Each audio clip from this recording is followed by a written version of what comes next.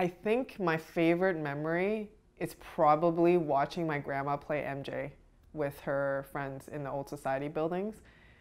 That's probably the strongest memory because just the sounds and the smells. So it's kind of weird, but like the mahjong, the clicking tiles, that actually puts me to sleep. So my sister and I would always get into disagreements at home when my aunts would come over and play mahjong because she was like, oh my God, they're so loud. But I actually enjoy the sound because it's so comforting to me. I think mainly because it just connotes a sense of family and gathering and celebration, and it's fun, and you know, they were always kind of around to, the elders were always kind of around to teach me how to play and like made me do things for them like get tea and stuff like that. So I just really enjoyed being around them. It felt like I was a part of something that was bigger than me.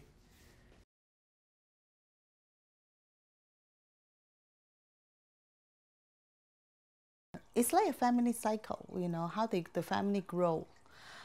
Because when I met some of the pioneer families, they all told me that, oh, we live in Chinatown, we work in Chinatown, we did everything here. But then as the second generation, the children started to growing up and they have their own families and they started to move out. And then when they moved out, they seem to, I'm not saying that they will cut off the connection with Chinatown, but they seem to not visit the place as often as they used to be. And then, and of course, you know, their generations, you know, they will maybe only come back there to visit, you know, grandparents or whatever. And then and then the new, the immigrants came, like, for example, the Hong Kong immigrants came in the 50s or 60s. A lot of them, they would stay in Chinatown, and I think because for some part of the reasons is the education level. You know, they may not be very well trained or highly educated, and then they just see that Chinatown meets their needs. Well, history is always important that way because in the past, the immigrants that came in here, they were very hardworking, and because of that, they were able to establish Chinatown and build it up gradually. Although I never lived in Chinatown, to me it's meant a lot because it's such a symbolic historical place in not only BC's history, but Canada's history, that it helps shape my identity and understand, oh, who are the, you know, Chinese people that came here before me, and how were they racialized or segregated from the rest of the community, and how does that play into our history now? Just to get the vote was a big struggle, and we shouldn't forget that. Now that the Chinese have the vote, you could practically demand whatever is fair and build whatever build a better future for everybody.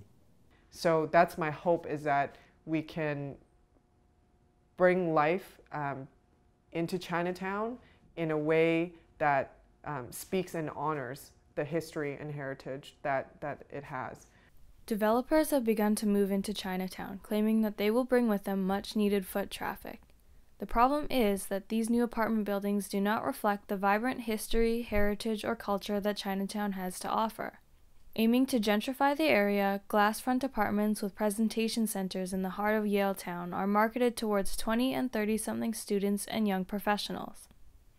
While gentrification usually means cleaning the streets, it also puts Chinatown at the risk of becoming a museum. When we look at any community like it's a museum and it's just something to observe, then it automatically creates an acceptance that you don't have to care about it, right? So it's, you walk in, you look, you eat a bun, you walk around the park, and then you go. And it's not something that you are a part of, but something that you take from. And so in that sense, I think it's important to break down that wall. The structures and societies of Chinatown were put in place during a different time. Those structures are not actively used by Chinese Canadians today. How do we empower young Chinese people who may not be as deeply rooted in Chinatown? I think apathy in youth in general is real. And I don't think it's because they don't care or we don't care. I think it comes from a place of hopelessness. So with the prevalence of the internet and social media, you see all the problems, right? When you're just inundated with those kind of messages and growing up as a young person, you're still trying to figure out your place and your purpose in this world, it's very challenging to navigate the two and not be a bit apathetic, like, oh, who cares if I ride my bike or not, when I read this news article about how messed up climate policy is and how our federal leaders are corrupt and not doing their job and not acting on climate or for the climate. So I think one of the things that we need to do is recognize that apathy does come from that sense of hopelessness and despair. And it's not because people don't care, because we would talk to them very differently, right? Because when you're able to empathize with where people are at instead of telling them what to think or do, then you kind of get something very different out of them. And I think in terms of Chinatown specifically, just not a lot of young people know what's going on, right? So recently, Everything Will Be, the documentary that Julia Kwan made, is only starting to get released, and people are just starting to understand, like, oh wow, like Chinatown is going through a huge transition. I mean, people of all backgrounds and colors and age ranges are concerned about it because it's such a symbolic place of heritage and history. And so I think it requires a bit more dissemination of information, I guess, or education. I guess we could put it that way if we were to put it simply, because just not a lot of people know, because not a lot of people come here, right? You know that for those benevolent associations, usually, you know, if your parents are members of that associations, they have all these activities every year, like for the New Year, for the Christmas, for the Qingming, or all kinds of different festivals. You can bring your families there, and then the kids will be involved in that. And a lot of those associations actually have youth clubs too. They have the Kung Fu and also other clubs. So if your parents are very quite involved in those associations, are members of that, and then the kids are encouraged to join, I think a lot of them will continue, you know, be involved. But I do not know if, you know, any of the young people that their parents are not members and they would just join it individually. I don't know about that. And so in terms of what we're trying to do at Hua Foundation, whether it's the Chinatown issue or the Ming Sun building that was being proposed to be demolished on Powell Street, we try to give space for young people that want to organize around those issues. And so having this office is really incredible, because having a physical space to build that sense of community for young people, to kind of bring back that youthful voice and that life in whatever formats it might take. It might become forms of activism and campaigns.